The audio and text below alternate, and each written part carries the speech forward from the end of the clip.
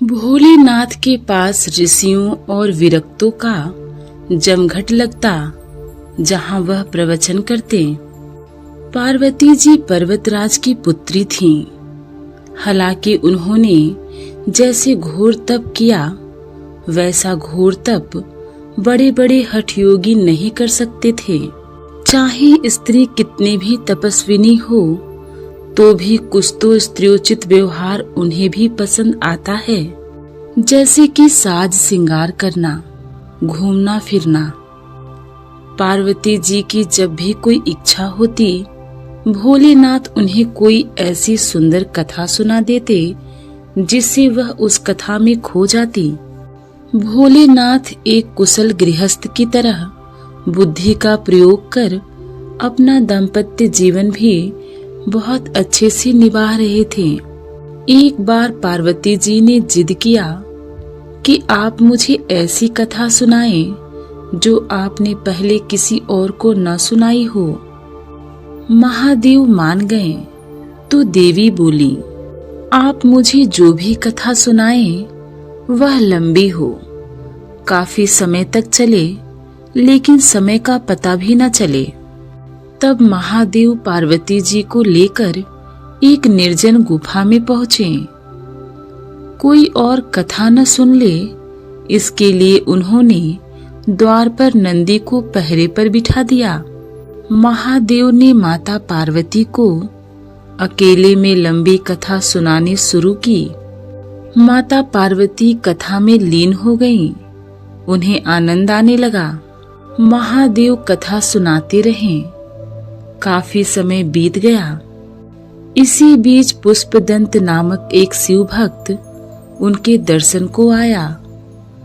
पुष्पदंत पार्वती जी की सखी और प्रिय सहचरी जया का पति था। पुष्पदंत जब भी शिव जी के दर्शन को आता, नंदी उसे आने से रोक देते।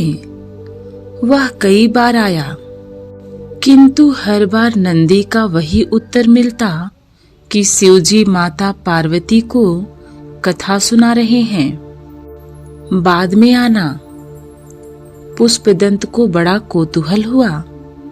आखिर ऐसा कौन सा गुढ़ ज्ञान शिवजी दे रहे हैं। यह देखने के लिए उसने अपना रूप बदला और पंछी का रूप धारण कर चुपके से नंदी की नजर बचाकर गुफा में प्रवेश कर गया और एक स्थान पर बैठकर कथा सुनने लगा।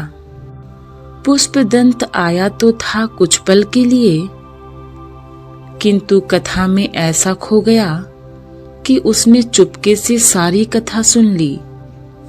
काफी समय बाद कथा सुनने सुनाने का प्रकरण समाप्त हुआ तो शिव पार्वती गुफा से बाहर निकल आए।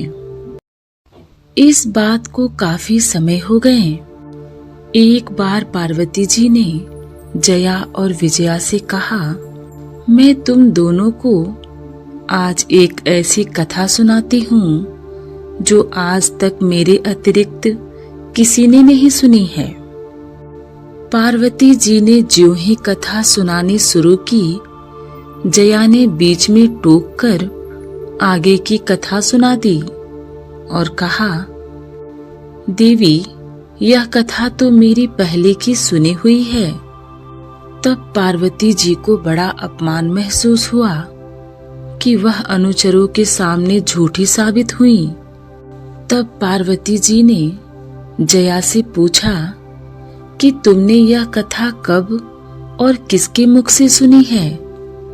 जया ने बता दिया कि मैंने अपने पति पुष्पदंत से सुनी है।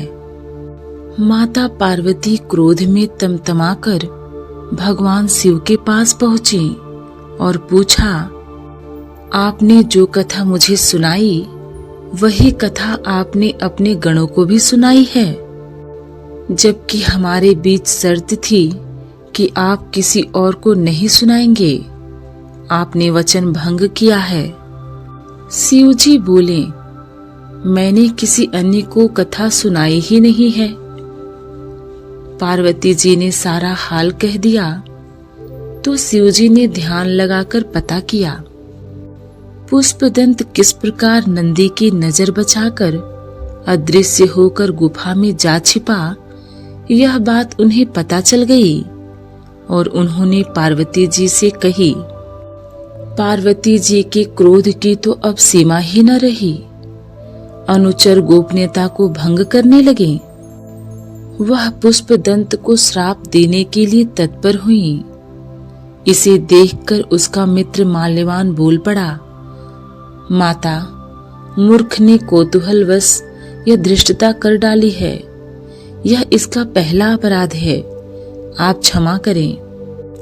पार्वती जी का गुस्सा कम होने के बजाय और बढ़ गया। वह बोली, तू भी अपराधी का पक्ष ले रहा है। मैं तुम दोनों को श्राप देती हूँ कि मनुष्य योनि में चले जाओ और पृथ्वी पर जाकर गिरो। इधर पति को श्राप मिलने की बात सुनकर जया दौड़ी हुई आई। पुष्पदंत और जया दोनों पार्वती जी से दया की भीख मांगने लगे। माता पार्वती का क्रोध शांत हुआ तो वह द्रवित हुई। उन्होंने कहा, श्राप समाप्त तो नहीं हो सकता, मुक्ति का उपाय बताती हूँ। माता पार्वती ने श्राप मुक्ति का उपाय बताते हुए कहा, एक यक्ष सुप्रतीक श्रापग्रस्त होकर कानभूति नाम से विंध्य के वन में पिशाच बनकर रहता है।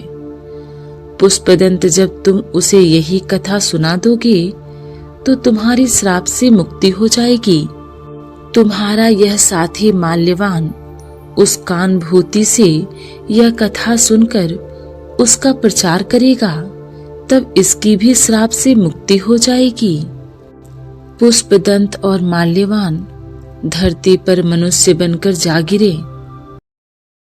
छुपकर भगवान शिव की कथा सुनने के अपराध में पुष्पदंत को और उसका पक्ष लेने के चलते उसके मित्र माल्यवान को माता पार्वती ने आवेश में श्राप तो दे दिया, पर जब वह शांत हुई तो श्राप मुक्ति का उपाय भी बता दिया।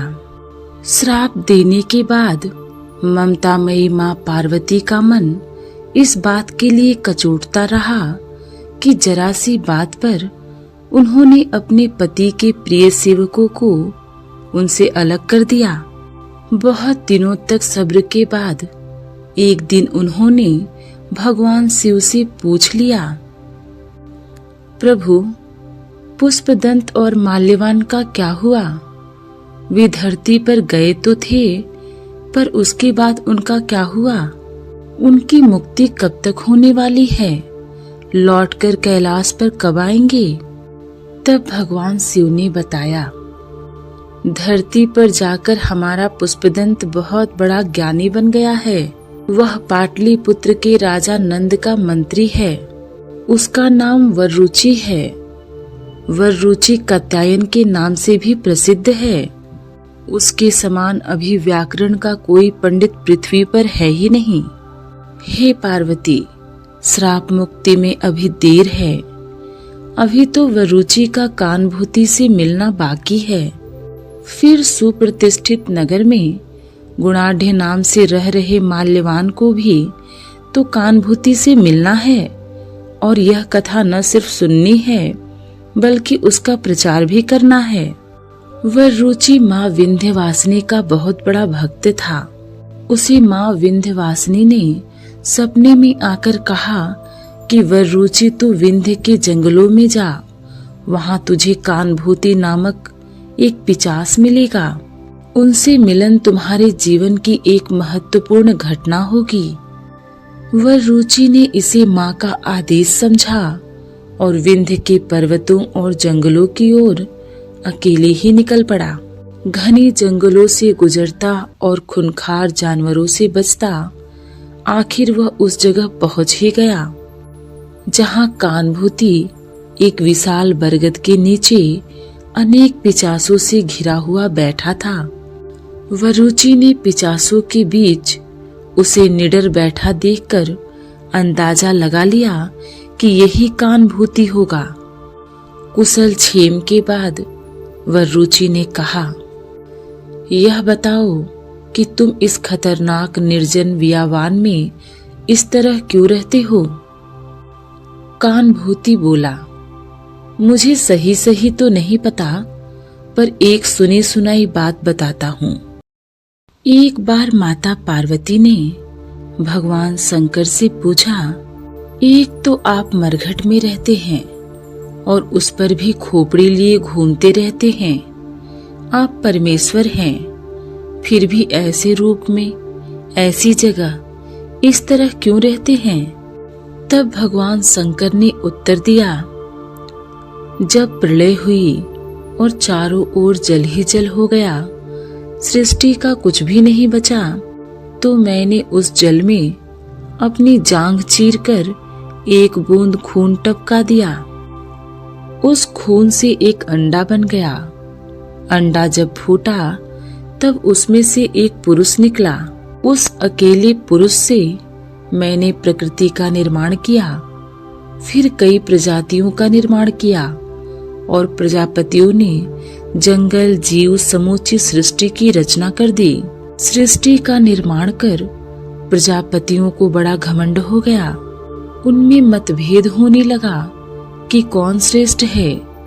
उनकी आपसी लड़ाई से बहुत परेशान होकर मैंने सभी के शीश ही उतार लिए। यह काम तो मैंने आसानी से कर दिया, पर बाद में अपने किए पर दुख हुआ कि उन्हें समझाना चाहिए था। इस तरह सिर काट देना शायद अच्छा नहीं था। उसी भूल के पछतावे में मैं शमशान में रहता हूँ और हाथ में खोपड़ी पकड़े रहता हूँ। जैसे भगवान शिव पश्चातापवश शमशान में रहते हैं, वैसे मैं भी इस वन में एक श्राप के कारण रहता हूँ। असल में मैं तो कुबेर का प्रिय दास था। मेरा नाम सुप्रतीक था। एक दिन कुबेर ने मुझे एक राक्षस के साथ देख लिया। गंधर्व की दोस्ती और राक्षस से क्रोध में आकर उन्होंने बिना कुछ समझे मुझे पिशाच बन जाने और शमशान में रहने का श्राप दे दिया। जब मेरा भाई बहुत रोया गिड़गिड़ाया तो उन्होंने श्राप मुक्ति का उपाय बताया। कुबेर ने कहा, जब मैं पुष्पदंत से भगवान शिव द्वारा कही गई कथा सुन लूंगा और उस सुनी कथा को माल्यवान को सुना दूंगा तो मेरी मुक्ति होगी। माल्यवान को तो बाद में खोजेंगे, पहले पुष्पदंत से मिलना जरूरी है। मुझे यह संकेत मिला कि पुष्पदंत से मुलाकात विंध्य के जंगलों में होगी। तब से मैं शमशान से निकलकर इस भयंकर बियावान में उसी का इंतजार कर रहा हूँ। यह सुनते ही पुष्पदंत को अपना अतीत याद आ गया। उसने कानभूति से कहा, तुम भले मिले मित्र, मैं ही तो शापित पुष्पदंत हूँ। मैं तुम्हें सारी कथा सुनाऊंगा। कानभूति खुश हुआ। उसे श्राप मुक्ति का मार्ग मिल गया था। वह रुचि भी प्रसन्न था।